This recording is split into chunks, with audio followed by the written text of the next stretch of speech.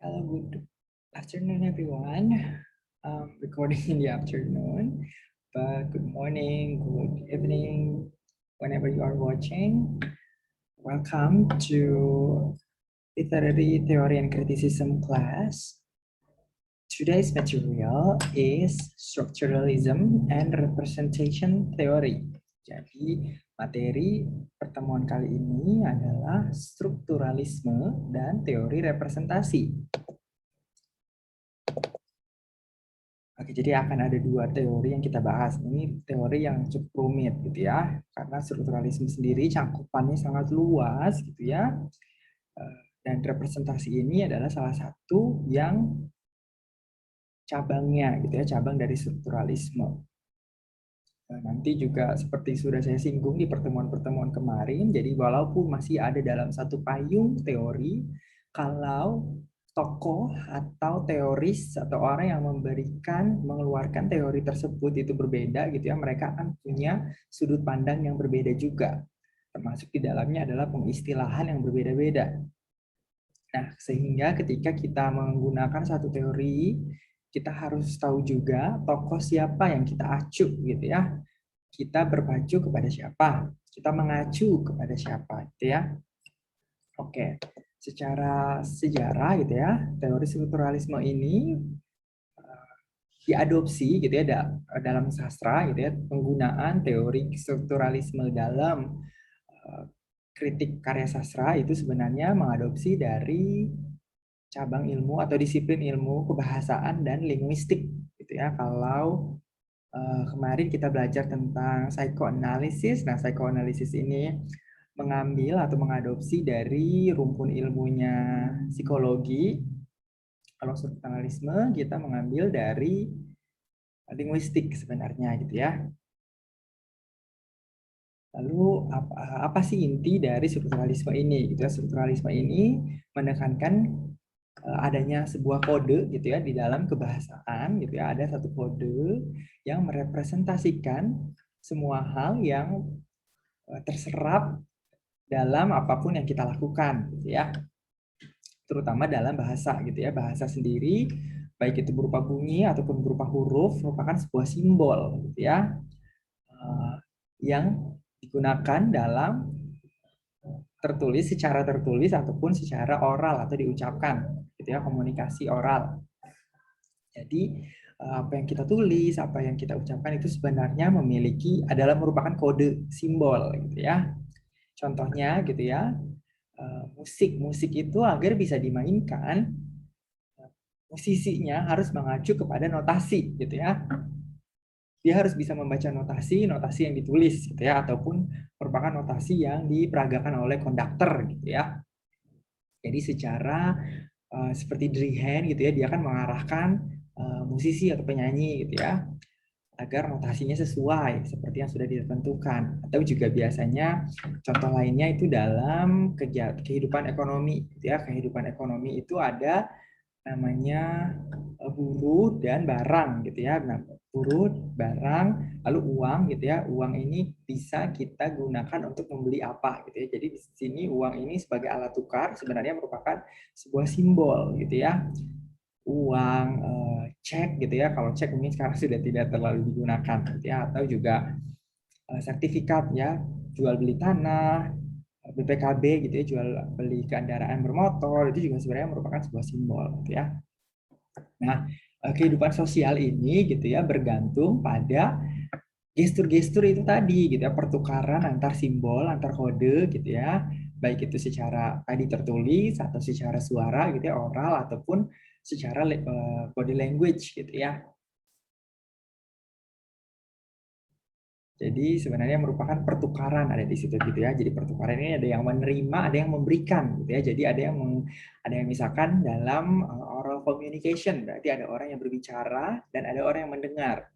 Kalau dalam bentuk tulisan ada yang menulis dan ada yang membaca gitu ya. Jadi di situ ada pertukaran. Nah, strukturalisme ini berfokus kepada simbol-simbol itu tadi gitu ya, struktur dalam simbol. Jadi ketika diadopsi dalam teori sastra gitu ya, bahasa ini dilihat sebagai sebuah pola gitu ya. Jadi bahasa ini adalah sebuah pola. Contohnya kalimat itu harus memiliki subjek dan predikat atau subjek dan verb gitu ya. Kalau tidak memiliki subjek dan verb berarti bukan merupakan kalimat utuh gitu ya. Bisa merupakan induk kalimat gitu ya, klausa atau fragment kalau dalam Word gitu ya, dan itu bukan merupakan sebuah kalimat utuh. Jadi strukturalisme ini melihat pada atau fokus pada pola dari apapun itu gitu ya yang ada di sekeliling kita, di keseharian kita itu sebenarnya memiliki pola. Contohnya kita bangun pagi itu memiliki pola gitu ya. Ada yang bangun pagi langsung mandi gitu ya. Ada yang bangun pagi bersihin kamar dulu gitu ya, rapihin kasur. Ada yang nggak mandi langsung berangkat kuliah, itu juga merupakan masing-masing pola gitu ya. Nah, masing-masing tadi saya hanya menyebutkan awalnya gitu ya, apa yang dilakukan pertama kali ketika bangun, tetapi juga itu merupakan sebuah urutan gitu ya sebenarnya. Misalkan ada yang mandi dulu baru sarapan baru gosok gigi gitu ya, ada yang gosok gigi dulu sarapan dulu baru mandi gitu ya. Nah, itu merupakan sebuah pola dan masing-masing orang itu memiliki pola yang berbeda-beda. Tapi sebenarnya apapun itu kegiatannya, apapun itu unsur di kehidupan kita sebenarnya ada polanya gitu ya. Sehingga kita sebenarnya bisa mengobservasi atau melihat pengalaman gitu ya atau kegiatan sehari-hari, bisa melihat lebih dalam unsur-unsur kehidupan kita kalau kita melihat dari pattern-nya atau dari polanya gitu ya. Seperti menjahit baju itu kan sebelum memotong kainnya, penjahit itu biasanya membuat dulu pola dari kertas gitu ya. Jadi untuk bagian lengan itu harus dipotong seperti apa, itu ya, harus bagian badan harus dipotong seperti apa. Nah, itu merupakan sebuah pola. Sebenarnya pola ini ditemukan juga di dalam kehidupan sehari-hari, termasuk dalam atau ketika kita berbahasa, baik itu menulis ataupun berbicara gitu ya. Contohnya misalkan kalau kalian lihat rumah-rumah di Pulau Komodo, itu pula rumahnya merupakan rumah panggung. Kenapa rumah panggung gitu ya? Karena di sana itu kan mereka berdampingan hidupnya dengan komodo gitu ya. Nah, agar komodo ini tidak masuk ke dalam rumah gitu ya, maka rumahnya dibuat dalam bentuk panggung. Atau juga misalkan rumah-rumah di pesisir pantai gitu ya, yang berada di garis pantai, rumah-rumah perkampungan nelayan itu pasti semua rumah panggung karena mereka rumahnya didirikan di atas pantai gitu ya, di atas pasir pantai. Ya, di bawahnya itu langsung air gitu ya. Nah, itu sehingga harus mau tidak mau harus rumah panggung gitu ya. Contohnya kalau di sini secara di bukunya Tyson gitu ya, dia memberikan contoh struktur bangunan di masyarakat atau lingkungan Amerika urban gitu ya. Urban ini biasanya sering diartikan sebagai sub budaya orang kulit hitam, biasanya disebutnya urban. Jadi kalau kalian mendengar urban music gitu ya, berarti itu adalah musik-musik orang kulit hitam biasanya. Jadi masyarakat Amerika urban itu di tahun 1850-an gitu ya, bangunannya ini seperti apa, komposisi bangunannya seperti apa gitu ya. Nah, dari komposisi bangunan ini gitu ya, dari banyaknya komposisi yang serupa gitu ya, itu artinya menandakan seperti kemajuan teknologi konstruksi pada saat itu, ataupun bisa mencerminkan bentuk-bentuk seni atau artistic form gitu ya yang ada pada saat itu. Kalau misalkan kalian lihat dalam satu perkampungan gitu ya, satu blok atau satu distrik itu sama bangunannya, lalu kalian melihat apa sih tujuan dari bangunan ini didirikan seperti ini gitu ya. Itu artinya adalah kalian melihat secara strukturalis. Kalian melihat atau mengkaji rumah-rumah tersebut secara atau melalui lensa strukturalis gitu ya. Atau juga kalian misalkan bisa melihat satu gitu ya, satu bangunan untuk melihat bagaimana struktur itu dibangun gitu ya. Artinya misalkan fondasinya seperti apa, ventilasinya seperti apa, sirkulasi udara untuk sirkulasi udara seperti apa, lalu juga untuk pembuangan itu juga seperti apa. Nah, itu artinya kalian juga sama melakukan atau melihat rumah tersebut secara strukturalis. Jadi ada dua cara untuk melihat hal di sekeliling kita melalui lensa strukturalis gitu ya. Artinya kita melihat kesamaan dari banyaknya objek gitu ya, atau kita melihat satu objek dengan melihat unsur-unsur atau elemen-elemen pembangun objek tersebut gitu ya. Jadi ada dua cara dalam kita melihat gitu ya. Lalu ini kalau strukturalisme dalam teori sastra gitu ya.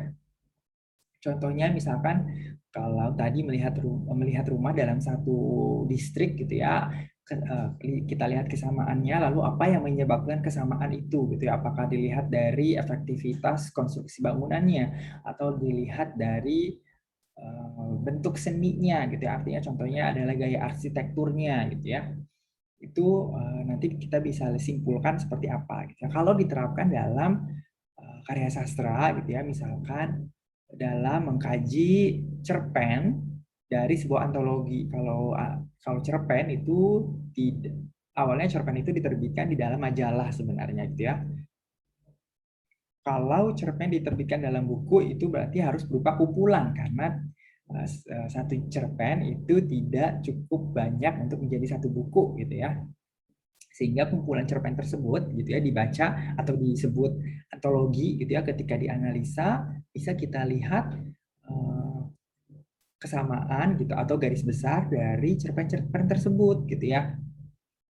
Bisa kita lihat juga misalnya komposisinya seperti apa, artinya adalah plotnya atau karakternya dari satu penulis yang sama, apakah ada karakter yang sama atau plotnya sama gitu atau settingnya sama, karakterisasi tokohnya gitu ya, apakah protagonis antagonisnya seperti apa gitu ya. Sebenarnya itu juga kita melihat atau mengkaji secara strukturalis. Atau juga bisa kita melihat atau fokus pada satu karya gitu ya, novel biasanya, lalu kita lihat struktur pembangun dari novel itu gitu ya, artinya plotnya gitu ya, bagaimana dari introduction lalu nanti sampai resolution, climax, anti-climax seperti apa gitu ya. Itu juga artinya kita melihat karya sastra itu melalui lensa strukturalis. Jadi ada dua gitu ya, melihat sebuah kesatuan, contohnya cerpen dalam satu ontologi yang sama atau ditulis oleh penulis yang sama gitu ya, apa kesamaan dari novel-novel tersebut, apa perbedaan dari novel-novel tersebut, dan apa yang bisa kita simpulkan terhadap si penulis atau si buku itu gitu ya dari kesamaan-kesamaan itu. Atau juga kita bisa melihat satu novel tertentu, lalu kita lihat unsur-unsur pembangun novel tersebut gitu ya. Lalu berikutnya ini adalah tokoh-tokoh yang mencetuskan teori strukturalisme gitu ya. Yang pertama adalah Northrop Frye. Jadi dia ini melihat gitu ya atau mengkaji novel-novel western. Novel-novel western ini artinya adalah novel-novel yang bersetting di Amerika Serikat bagian barat gitu ya. Barat tengah ke barat gitu ya. Jadi seperti Arizona, Texas, Nashville gitu ya, Tennessee sampai ke California. Nah, dia melihat novel-novel cowboy gitu ya sebagai sebuah genre, sebagai sebuah aliran sastra ini seperti apa gitu ya. Dia melihat dari 4 sisi. Jadi historical criticism gitu ya, dari tragic, komik, tematik.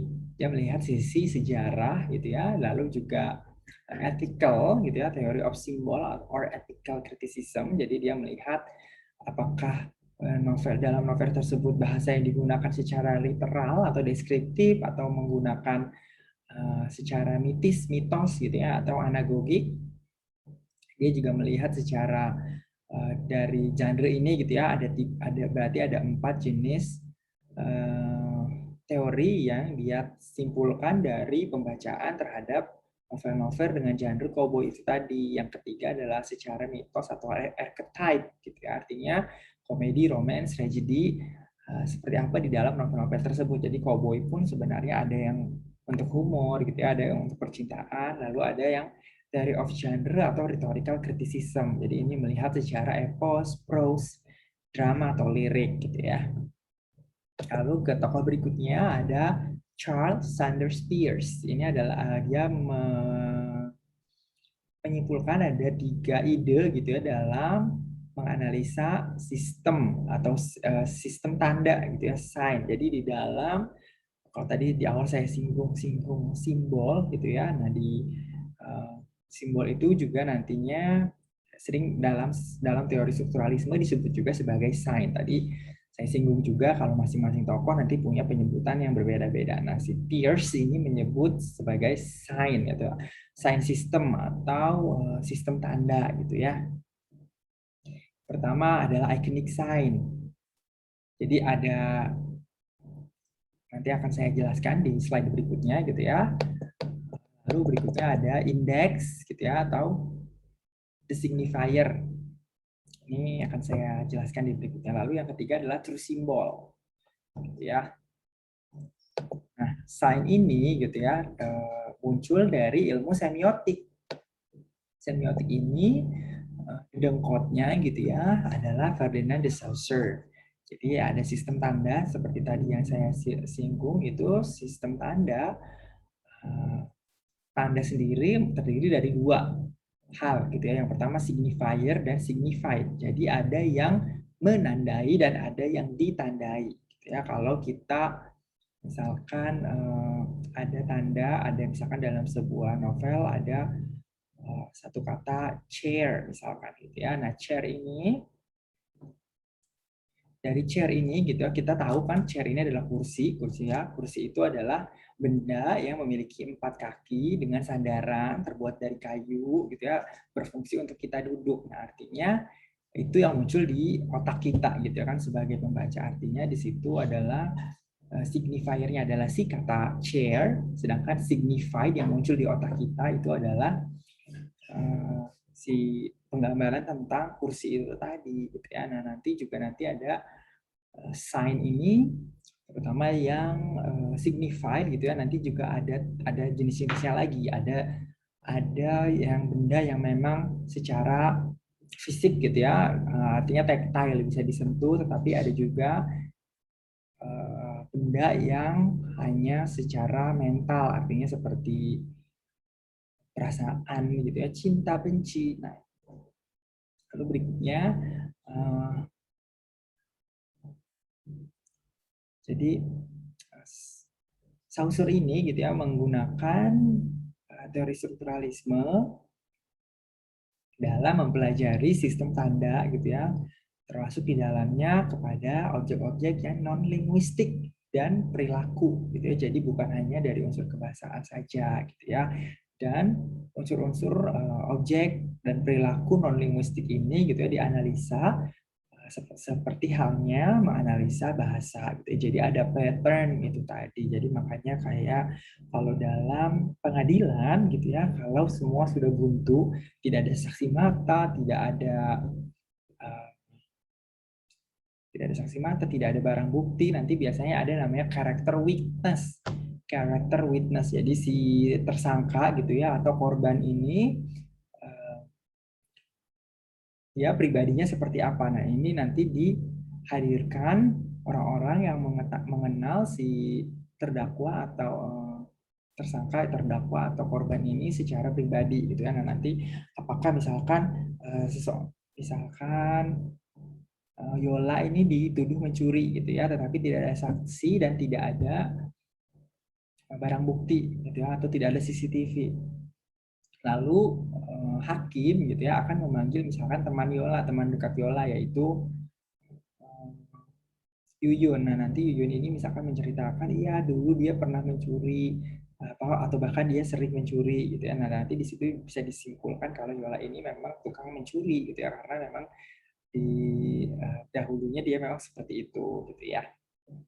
Jadi sebuah perilaku pun bisa kita lihat polanya gitu ya. Kalau misalkan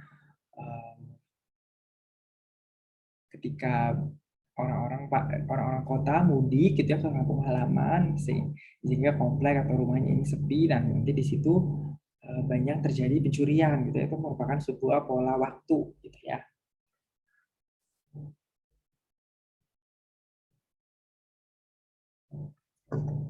Atau contohnya gitu ya, misalkan di dalam sebuah iklan gitu ya, misalkan iklan minuman. Kalau di Amerika minuman whisky gitu ya, minuman beralkohol. Iklannya ini menampilkan seorang model cantik gitu ya, badannya bagus, rambutnya blond atau pirang yang mengenakan dress ketat gitu ya. Nah, lalu udah ada tulisan gitu ya, atau walaupun bahkan bahkan walaupun kalau tidak ada tulisan di situ gitu ya, iklan ini mencerminkan bahwa kalau orang-orang yang meminum whisky tersebut gitu ya, terutama mungkin laki-laki ya, karena yang ditampilkan adalah perempuan gitu. Yang meminum whisky ini akan menjadi menarik gitu ya, akan tingkat gantengnya nambah gitu.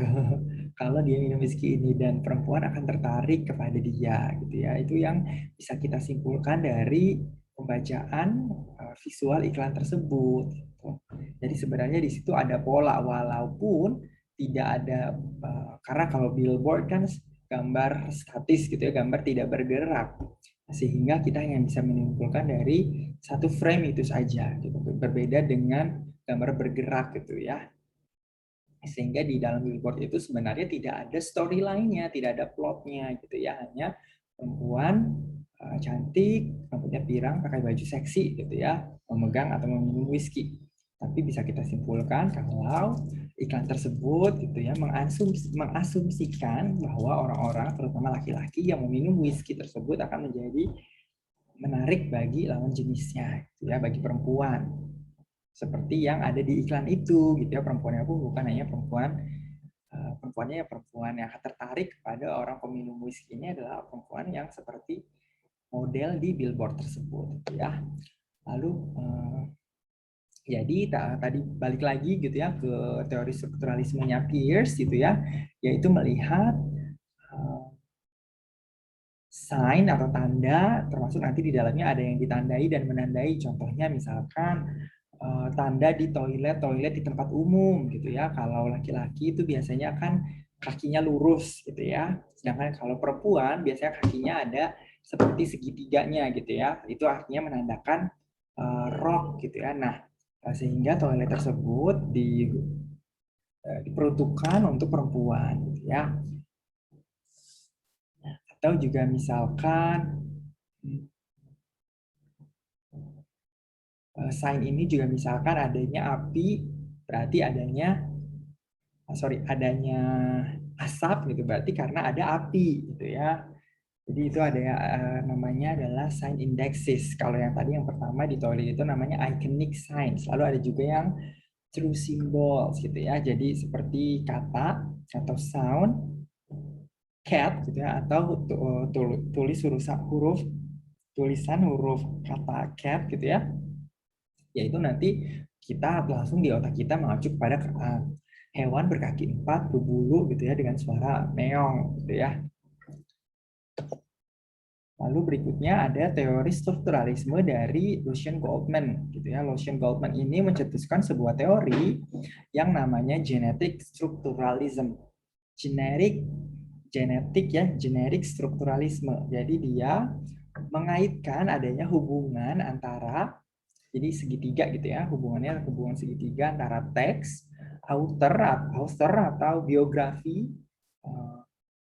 background gitu ya, background biografi dari si penulis, dan worldview. Artinya worldview ini adalah pandangan dunia, ideologi gitu ya. Jadi di mana si author ini biografi atau latar belakang si author ini seperti apa gitu. Artinya dia misalkan lahir di negara mana, pada zaman apa, kebudayaan di negara tersebut atau kota tersebut pada zaman itu seperti apa gitu ya. Itu akan mempengaruhi pandangan dunia dia atau worldview. Nah, worldview ini nantinya akan tercermin di dalam teksnya gitu ya. Contohnya itu misalkan teman saya ada yang pernah meneliti menggunakan teori ini. Dia meneliti novel 19 sorry yang novelnya Big Brother itu apa ya, saya lupa. 1964 ya.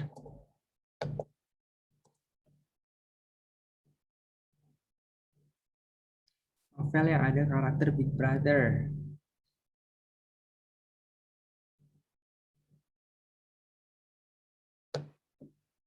Novel.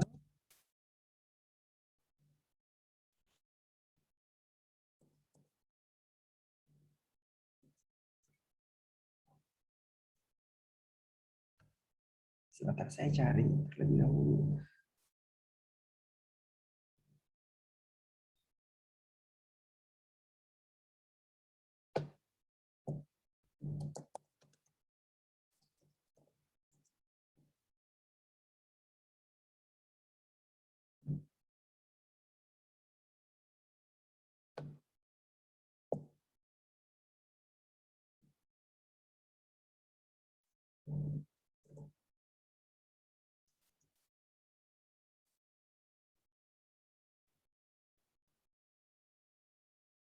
"1984" nama novelnya, jadi 1984 gitu ya. Ini karyanya George Orwell, jadi sama seperti penulis dari Animal Farm. Jadi di dalam novel teman saya gitu ya meneliti alegori, atau alegori ini merupakan salah satu imagery ya, figurative language gitu ya, yang digunakan oleh, dia meneliti figurative language, dalam hal ini alegori, yang digunakan oleh George Orwell di dalam novelnya 1984. Seperti misalkan kesamaan antara tokohnya dengan Hitler gitu ya. Nah, jadi dari persamaan, jadi persamaannya tidak hanya satu itu ya, itu hanya satu contoh, salah satu contoh, ada persamaan lainnya. Dari persamaan-persamaan itu, apa yang sebenarnya ingin diungkapkan oleh George Orwell gitu ya. Misalkan Orwell ingin mengkritisi atau menyindir rezim Hitler pada saat itu, contohnya gitu ya. Ini teorinya adalah teori Lucien Goldman. Lalu berikutnya kita masuk ke teori representation atau representasi gitu ya. Ini adalah teorinya dari Stuart Hall. Teori Stuart Hall ini relatif lebih baru gitu ya. Tahun 1980-an, 80-an akhir dia baru muncul. Jadi representasi ini gitu ya, melihat ada tiga makna, itu ada tiga, tanda itu ada tiga gitu ya. Jadi ada reflective, intentional, constructionist. Nah, dari representation ini, teori representation ini mengambil kepada constructionist, dan di constructionist itu nanti ada semiotic dan discursive. Nah, ini balik lagi gitu ya ke, jadi representasi ini merupakan turunan dari strukturalisme, tetapi sebenarnya dalam prakteknya gitu dia mengacu juga kepada cabang ilmu semiotik dan diskursif. Nah, kalau semiotik tadi sudah kita bahas, tokohnya Saussure, ya. Diskursif contohnya adalah Michael Foucault. Jadi biasanya kalau reflektif itu merupakan cerminan gitu ya. Jadi apa yang dimaksudkan penulis dalam satu novel itu, ya sudah, itu cerminannya gitu ya, merupakan refleksi gitu ya. Walaupun nanti misalkan refleksinya ini bisa bertolak belakang, karena kalau kita sedang berada di depan cermin, tangan kanan kita itu kan berada nanti di bayangan kita tuh di sebelah kiri gitu ya. Nah, itu namanya reflektif. Tetapi ada juga intentional, jadi apa yang dimaksudkan oleh penulis ini dalam memilih memilih kata-kata misalkan gitu ya, itu adalah intentional. Lalu nantinya, tetapi kalau kita menggunakan teori representasi, kita harus menggunakan pendekatan constructionist gitu ya. Jadi apa yang ketika proses konstruksi gitu ya, atau pembangunan pemilihan kata contohnya di situ gitu ya, apa yang bisa kita lihat. Jadi kalau intentional itu kan nanti fokusnya kepada penulisnya gitu ya. Sedangkan kalau constructionist itu dari berdasarkan pembacaan kita apa yang ada di situ gitu ya. Nanti ini mirip dengan kritisisme gitu sebenarnya ya. Jadi metodenya menggunakan close reading, dan pemaknaan itu berada di tapi pemaknaan berada di pembaca gitu ya, walaupun nantinya berbeda dengan reader response gitu ya. Jadi pembaca pemaknaan itu pemaknaan itu konstruksi oleh pembaca, tetapi pembaca sendiri tetap mengacu kepada apa yang ada di situ gitu ya. Jadi dia tidak mengandalkan emosi atau perasaan dia, tetapi dia dalam pemaknaannya itu tetap mengacu kepada apa yang ada di teori gitu ya, apa yang ada di karya sastra. Nah, biasanya itu seperti yang digunakan misalkan Saussure gitu ya. Saussure itu kajian-kajiannya seperti itu gitu ya. Jadi secara semiotik sebuah kata itu melambangkan apa gitu ya. Nah, nantinya untuk di diskursif gitu ya, yang dicetuskan oleh Michael Foucault ini nanti berfokus lebih luas lagi. Di situ nanti ada misalkan politik gitu ya. Jadi ada kaitannya antara power. Jadi siapa yang melakukan representasi itu nanti representasinya lah yang akan kuat. Misalkan penulis ini merupakan penulis kulit putih gitu ya. Ketika dia membangun karakternya gitu ya, nantinya karakter kulit putih akan dibuat lebih baik itu secara intentional atau tidak, gitu secara sadar atau tidak, nantinya karakter berkulit putih itu akan dibuat lebih superior gitu ya dibanding dengan karakter yang karakter of color atau people of color gitu ya. Artinya adalah Asian, African gitu ya, African descent ataupun Middle Eastern atau Latin gitu ya. South Americans gitu artinya. Jadi siapa yang melakukan representasi nanti akan memperkuat representasi yang mewakili dirinya gitu ya.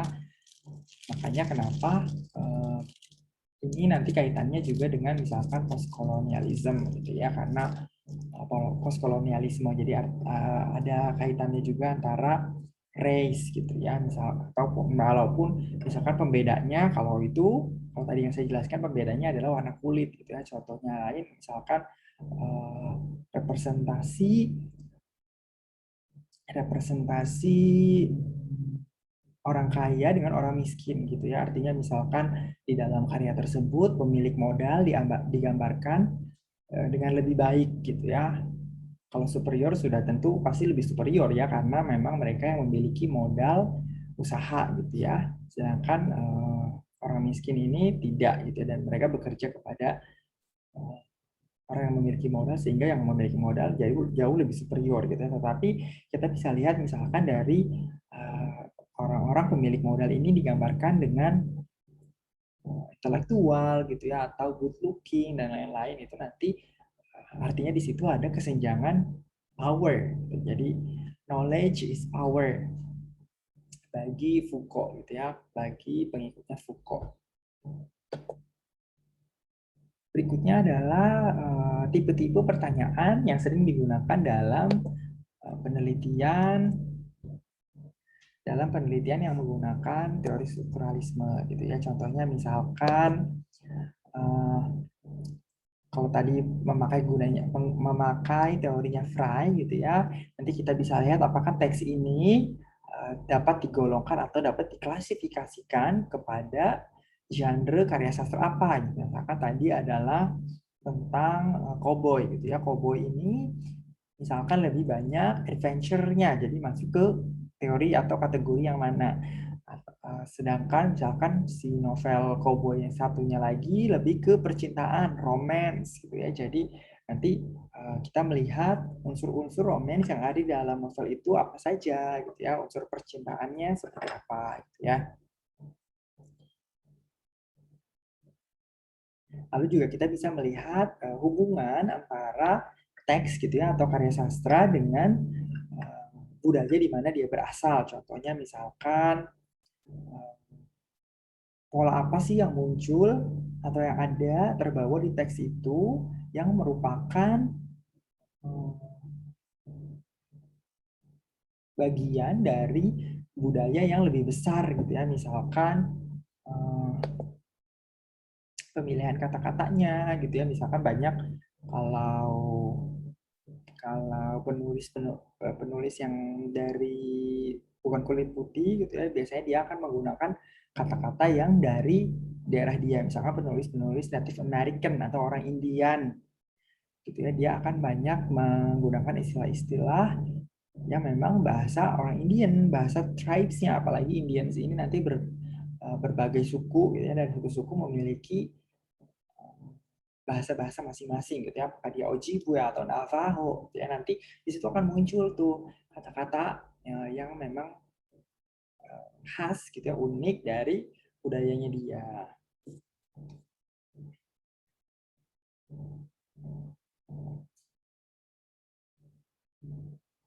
Atau kita juga bisa melihat misalkan dari pola apa yang muncul di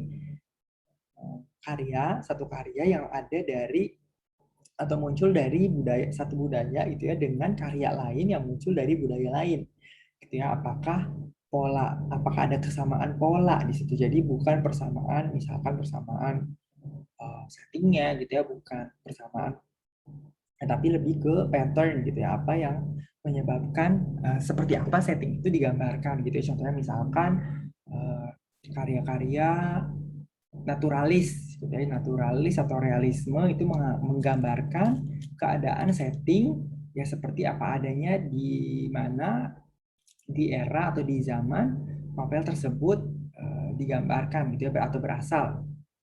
Misalkan di Amerika itu tahun 1930-an banyak cerita-cerita sedih gitu ya, orang kesulitan mencari pekerjaan, banyak orang depresi gitu ya, artinya banyak yang lalu gangguan mental, tindak kejahatan, kriminalitas gitu ya. Apakah ini sama dengan era-era revolusi Prancis? Misalkan kan revolusi Prancis juga seperti seperti hmm, apa filmnya yang main Hugh Jackman sama Anne Hathaway, itu apa judulnya saya lupa, yang I dream a dream in time goes by, Les Miserables, Les Miserables, The Miserable gitu ya bahasa Indonesianya. Apakah ada persamaan di antara kedua karya yang muncul dari zaman revolusi industri di Prancis dengan revolusi industri di Amerika, atau dengan revolusi industri di Inggris gitu ya, seperti novel-novelnya Charles Dickens. Ada persamaan atau tidak, walaupun ketiganya ini berasal dari budaya yang berbeda-beda gitu ya. Atau seperti apa kode atau simbol atau aturan-aturan interpretasi yang terinternalisasi gitu ya, ketika kita mencoba memaknai sebuah teks, juga bisa menjadi pertanyaan atau acuan research problem dari teori strukturalisme. Nah, yang terakhir ini biasanya tentu saja masih banyak ya kemungkinan research problem yang lain, tetapi uh, yang saya tampilkan hanya 5 ini gitu ya. Lalu yang berikutnya ini yang terakhir biasanya representasi, karena representasi ini teori yang munculnya paling baru gitu ya, sehingga dia biasanya banyak mengakomodasi bukan hanya dari karya sastra tetapi juga film, iklan, majalah gitu ya. Di situ ikut banyak digunakan, termasuk acara TV atau bahkan pertandingan olahraga gitu ya. Seperti apa unsur-unsur semiotik gitu ya yang muncul dari fenomena-fenomena budaya. Nanti bisa juga dikaitkan dalam hubungannya dengan sejarah. Lalu berikutnya adalah ini referensi-referensi kalau kalian mau menggunakan teori strukturalisme dalam penelitian. Jadi ketika kita meneliti gitu ya, baiknya atau paling baiknya adalah ketika kita mengacu pada siapa pencetus aslinya gitu ya.